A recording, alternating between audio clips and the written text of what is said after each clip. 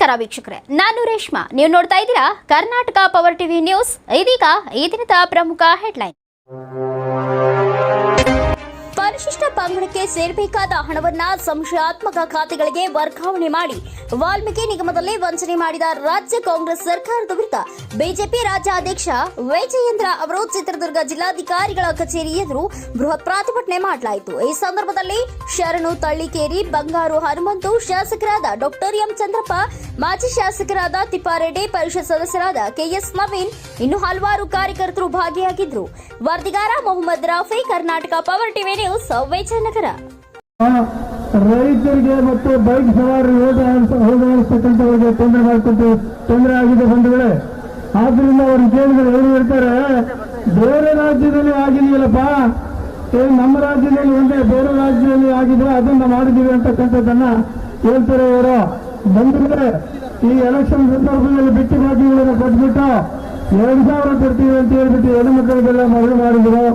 ಆಮೇಲೆ ಕರೆಂಟು ನನಗೂ ಪ್ರಿಯ, ನಿನಗೂ ಪ್ರಿಯ, ಪಾತನಿಗೂ ಪ್ರಿಯ ಅಂತ ಹೇಳಿದ್ರೆ ಸಿದ್ದರಾಮಯ್ಯನವರು ಎಲ್ಲಿಗಪ್ಪ ಫ್ರೀ ಮಾಡಿದ್ರು ಅವರು? ಮುರಿದಂತೆ ಏನಾದರೂ ನಡೆದಿದ್ದೀರಾ ಇವರು? ನಡೆದೇ ಇಲ್ಲ. 1 ವರ್ಷಕ್ಕೆ ಇವರು ಬಿಟ್ಟು ಬಾಕಿಗಳಿಗೆ 60,000 ಕೋಟಿಯನ್ನು ಜೋಡಿಸಬೇಕು. ಎಲ್ಲಿದೆ 60,000 ಕೋಟಿಯನ್ನು ಜೋಡಿಸ್ತಾರೆ ಇವರು? ಸಂಪನ್ಮೂಲ ಇಲ್ಲದೆ ದೋಷ ಮಾಡಿಬಿಟ್ಟು ವಾಲ್ಮೀಕಿ ಮತ್ತು ನಮ್ಮ ದುಡ್ಡು ಹೊರತಾರಲ್ಲಪ್ಪ, 185 ಕೋಟಿ ದುಡ್ಡನ್ನು ಹೊರಗಿದ್ದಾರೆ ಇವರು. ಅಲ್ಲಪ್ಪ, ಇವರಿಗೆ ನಾಯಕರ ದುಡ್ಡು ಬೇಕಾಗಿತ್ತ? ಇವರಿಗೆ ಬೇರೆ ದುಡ್ಡು ಬೇಕಾಗಿಲ್ಲ ಇವರಿಗೆ. ನಾಯಕ ಯಾಕಂದ್ರೆ ನಾಯಕರು ಕೇಳಿಲ್ಲ.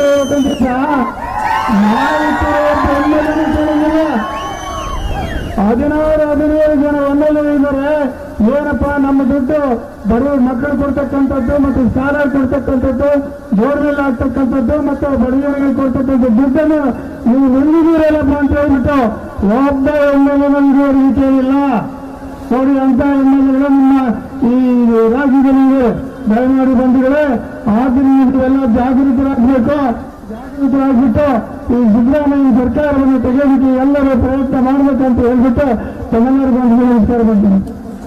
ರಾಜ್ಯದ ಎಲ್ಲ ಜಿಲ್ಲೆಗಳಲ್ಲಿ ಜಿಲ್ಲಾಧಿಕಾರಿಗಳ ಕಚೇರಿಗೆ ಮುತ್ತಿಗೆ ಹಾಕಲಿಕ್ಕೆ ನಮ್ಮ ರಾಜ್ಯಾಧ್ಯಕ್ಷರಾದ BA ವಿಜೇಂದ್ರ ಕರೆ ಕೊಟ್ಟಿದ್ದು. ಇವತ್ತು ಅವರ ಕರೆಯ ಮೇರೆಗೆ ರಾಜ್ಯದ ಎಲ್ಲಾ ಜಿಲ್ಲೆಗಳಲ್ಲಿ ಇವತ್ತು ಜಿಲ್ಲಾಧಿಕಾರಿಗಳ ಕಚೇರಿ ಮುತ್ತಿಗೆ ಹಾಕ್ತೇವೆ. ನಮ್ಮ ಒಂದು ಉದ್ದೇಶ ಏನಪ್ಪ ಅಂತಂದ್ರೆ, ಭ್ರಷ್ಟ ಮುಖ್ಯಮಂತ್ರಿ ರಾಜ್ಯವನ್ನು ಕೊನೆವರೆಗೂ ನಮ್ಮ ಹೋರಾಟ ಪ್ರತಿಭಟನೆ ನಿಲ್ಲುವುದು ಅಂತಂದ್ರೆ ಆಗ್ರಹಿಸುತ್ತೇವೆ.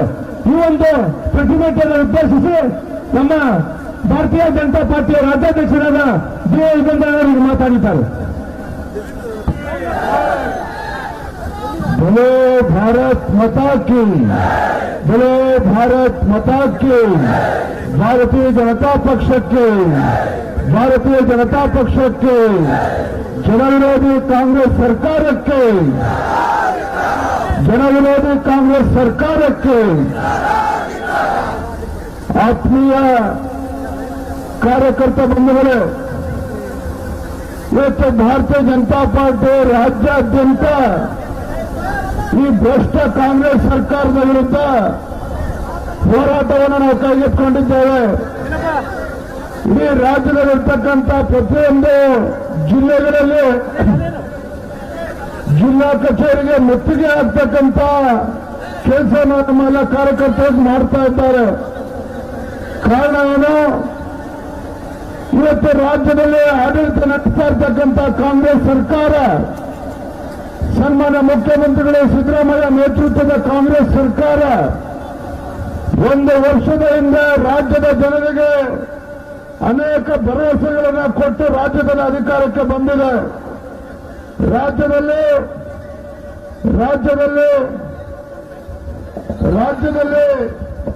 ಒಂದು ಭ್ರಷ್ಟಾಚಾರ ರಹಿತ ಆಡಳಿತನ ಕೊಡ್ತೇವೆ ಅಂತೇಳಿ ಜನರಲ್ಲಿ ವಿಶ್ವಾಸವನ್ನು ಕೊಟ್ಟು ರಾಜ್ಯದಲ್ಲಿ ಕಾಂಗ್ರೆಸ್ ಪಕ್ಷ ಅಧಿಕಾರಕ್ಕೆ ಬಂದಿದೆ.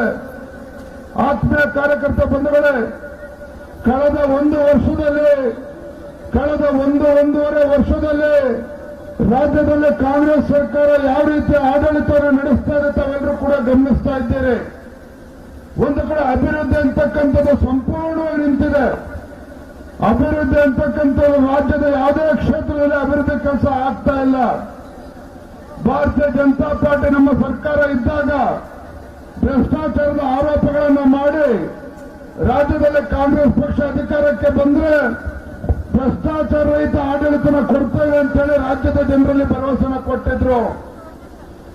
ಸರ್ಕಾರ ಬಂದ 1.5 ವರ್ಷದಲ್ಲಿ ಅಭಿವೃದ್ಧಿ ಅನ್ನೋದು ಬಿಟ್ಬಿಡಿ, ರಾಜ್ಯದಲ್ಲಿ ಜನರ ಅಭಿವೃದ್ಧಿ ಬಗ್ಗೆ ಯಾರು ಕೂಡ ಮಾತಾಡೋದಕ್ಕೂ ಕೂಡ ಸಾಧ್ಯ ಇಲ್ಲ.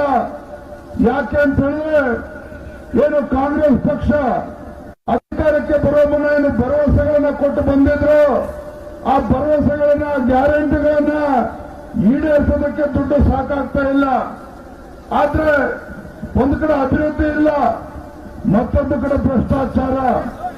ರಾಜ್ಯದ ರಾಜಕೀಯ ಇತಿಹಾಸದಲ್ಲಿ, ನಮ್ಮ ರಾಜ್ಯದ ಇತಿಹಾಸದಲ್ಲಿ ಹಿಂದೆಂದೂ ಕೂಡ ಈ ರೀತಿ ಭ್ರಷ್ಟಾಚಾರ ನಡೆಯೋದಕ್ಕೆ ಸಾಧ್ಯ ಇಲ್ಲ. ಇವತ್ತು ಪರಿಶಿಷ್ಟ ಪಂಗಡಕ್ಕೆ ಮೀಸಲಿಟ್ಟಿರ್ತಕ್ಕಂಥ ಹಣ ವಾಲ್ಮೀಕಿ ಅಭಿವೃದ್ಧಿ ನಿಗಮದಲ್ಲಿ 187 ಕೋಟಿ, ಲೋಕಸಭಾ ಚುನಾವಣೆ ಸಂದರ್ಭದಲ್ಲಿ 187 ಕೋಟಿ ವಾಲ್ಮೀಕಿ ಅಭಿವೃದ್ಧಿ ನಿಗಮಕ್ಕೆ ಹಾಕಿ ಅಲ್ಲಿಂದ ಹೊರ ರಾಜ್ಯಕ್ಕೆ ಪಕ್ಕದ ಆಂಧ್ರ ಪ್ರದೇಶಕ್ಕೆ ಇವತ್ತು 10 ಬೇನಾಮಿ ಅಕೌಂಟ್ ಅನ್ನು ಓಪನ್ ಮಾಡಿ ಯಾವ್ದಾವ ಕಂಪನಿಗಳ ಹೆಸರಲ್ಲಿ ಅಕೌಂಟ್ ಅನ್ನು ಓಪನ್ ಮಾಡಿರ್ತಕ್ಕಂಥದ್ದು, ಆ ಕಂಪನಿಗಳಿಗೆ ಹಣವನ್ನ ವರ್ಗಾವಣೆ ಮಾಡಿ ಅಲ್ಲಿಂದ ಹಣವನ್ನ ಡ್ರಾ ಮಾಡಿ ಅದನ್ನ ಲೋಕಸಭಾ ಚುನಾವಣೆ ಉಪಯೋಗಿಸಿಕೊಂಡಿದ್ದಾರೆ. ಬೇರೆ ಬೇರೆ ವಿಚಾರದಲ್ಲಿ ಹಣವನ್ನು ದುರುಪಯೋಗ ಆಗಿದೆ. ಎಲ್ಲಿಯವರೆಗೂ ಅಂತ ಹೇಳಿದ್ರೆ ಬಾರ್ನಲ್ಲಿ ಕೂತ್ಕೊಂಡು ಕುಡಿದು ಅದಕ್ಕೂ ಬಿಲ್ಲನ್ನ ನಮ್ಮ ವಾಲ್ಮೀಕಿ ನಿಗಮಕ್ಕೆ ಮೀಸಲಿಟ್ಟಿರ್ತಕ್ಕಂಥ ಹಣವನ್ನು ದುರುಪಯೋಗ ಮಾಡಿಕೊಂಡಿದ್ದಾರೆ.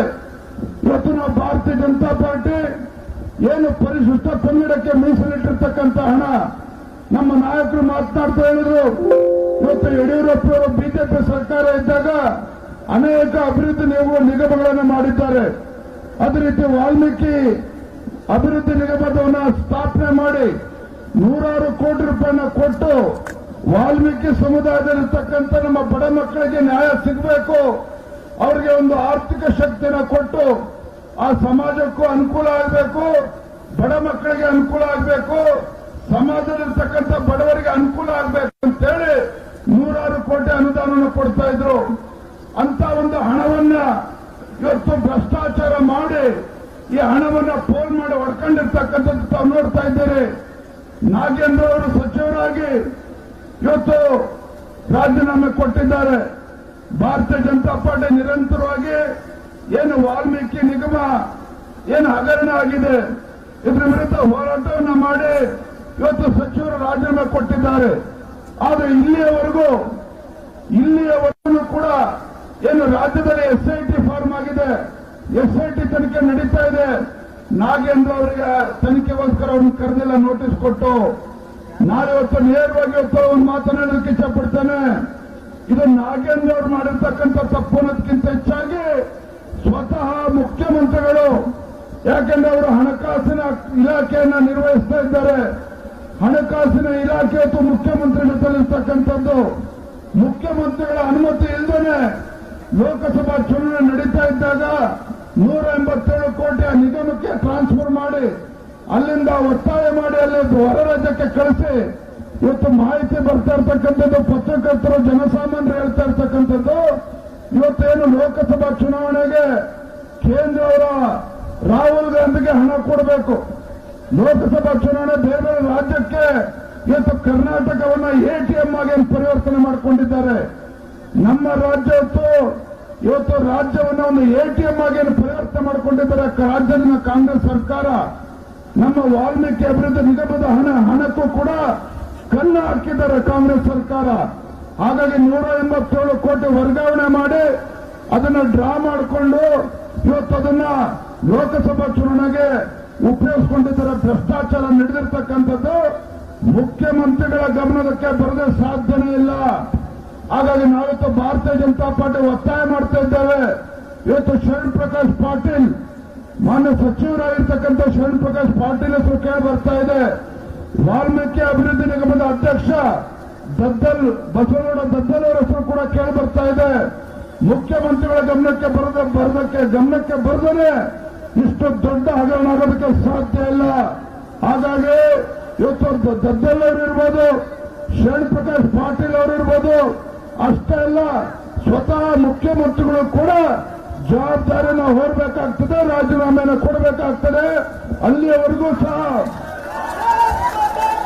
ಇಂಥ ಭ್ರಷ್ಟ ಕಾಂಗ್ರೆಸ್ ಸರ್ಕಾರ ಇವತ್ತು ರಾಜ್ಯದಲ್ಲಿ ಅಧಿಕಾರ ನಡೆಸ್ತಕ್ಕಂಥ ಒಂದು ಯೋಗ್ಯತೆ ಇವತ್ತು ರಾಜ್ಯ ಸರ್ಕಾರಕ್ಕಿಲ್ಲ, ಮುಖ್ಯಮಂತ್ರಿಗಳಿಗಿಲ್ಲ.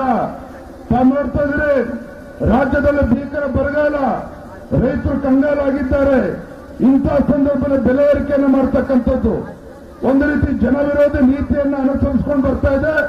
ಮತ್ತೊಂದು ಕಡೆ ಭ್ರಷ್ಟಾಚಾರದಲ್ಲಿ ಮುಳುಗಿರ್ತಕ್ಕಂಥ ಕಾಂಗ್ರೆಸ್ ಸರ್ಕಾರ ಜನರು ಇವತ್ತು ಶಾಪ ಆಗ್ತಾ ಇದ್ದಾರೆ. ಇವತ್ತು ವಾಲ್ಮೀಕಿ ನಿಗಮದ ಇವತ್ತು ಬಡವರಿಗೆ ಮೀಸಲಿಟ್ಟಿರ್ತಕ್ಕಂಥ ಹಣ ಇವತ್ತು ದೋಚಿರ್ತಕ್ಕಂಥ ಕಾಂಗ್ರೆಸ್ ಸರ್ಕಾರ ದೇವರು ಮೆಚ್ಚೋದಿಲ್ಲ, ನಿಮಗೆ ದೇವರು ಒಳ್ಳೇದು ಮಾಡೋದಿಲ್ಲ. ಯಾವುದೇ ಕಾರಣಕ್ಕೂ ಇವತ್ತು ವಾಲ್ಮೀಕಿ ಸಮುದಾಯಕ್ಕೆ ಅನ್ಯಾಯ ತಾವೇನು ಮಾಡಿದ್ದೀರಿ, ವಾಲ್ಮೀಕಿ ಸಮುದಾಯಕ್ಕೆ ಇವತ್ತು ಅನ್ಯಾಯ ಮಾಡಿದ್ದೀರಿ. ಇವತ್ತಕ್ಕೆ ತಕ್ಕ ಶಾಸ್ತಿ ಇವತ್ತು ಸರ್ಕಾರಕ್ಕೆ ಇವತ್ತು ಆಗ್ಬೇಕಾಗಿದೆ. ಮಾನ್ಯ ಮುಖ್ಯಮಂತ್ರಿಗಳು, ಮಾನ್ಯ ಸಚಿವರು, ಬೋರ್ಡ್ ಚೇರ್ಮನ್ ಎಲ್ಲರೂ ಕೂಡ ರಾಜೀನಾಮೆ ಕೊಡಬೇಕಾಗಿದೆ. ಇವತ್ತು ಕೇಂದ್ರ ಸರ್ಕಾರದಿಂದಲೂ ಕೂಡ ಇವತ್ತು ವಾಲ್ಮೀಕಿ ನಿಗಮಕ್ಕೆ ಇವತ್ತು ಹಣ ಬಂದಿರತಕ್ಕಂಥದ್ದು ಅದನ್ನು ಕೂಡ ದುರುಪಯೋಗ ಆಗಿದೆ, ಲೆಕ್ಕ ಕೊಡ್ತಾ ಇಲ್ಲ. ಇವತ್ತು ಒಬ್ಬ ಅಧಿಕಾರಿ, ಆ ಚಂದ್ರಶೇಖರ್ ಅಂತಕ್ಕಂಥ ಅಧಿಕಾರಿ, ಅಕೌಂಟ್ಸ್ ಆಫೀಸರ್ ಆತ್ಮಹತ್ಯೆ ಮಾಡಿಕೊಂಡಂತ ಸಂದರ್ಭದಲ್ಲಿ ಆ ಡೆತ್ ನೋಟ್ ಏನು ಬರೆದಿಟ್ಟಿದ್ರು. ಅವರು ಆತ್ಮಹತ್ಯೆಯನ್ನ ಮಾಡ್ಕೊಳ್ತಕ್ಕಂಥ ಸಂದರ್ಭದಲ್ಲಿ ಸೂಸೈಡ್ ನೋಟ್ ಏನಿತ್ತು ಅದು ಸ್ಪಷ್ಟವಾಗಿ ಉಲ್ಲೇಖ ಮಾಡಿದ್ದಾರೆ. ಮಂತ್ರಿಗಳ ಬಗ್ಗೆನೂ ಉಲ್ಲೇಖವನ್ನು ಮಾಡಿದ್ದಾರೆ. ಇವತ್ತು ರಾಜ್ಯದಲ್ಲಿರ್ತಕ್ಕಂಥ ಆಡಳಿತ ಪಕ್ಷದ ಶಾಸಕರು ಮಾತನಾಡ್ತಾ ಇದ್ದಾರೆ. ಲೋಕಸಭಾ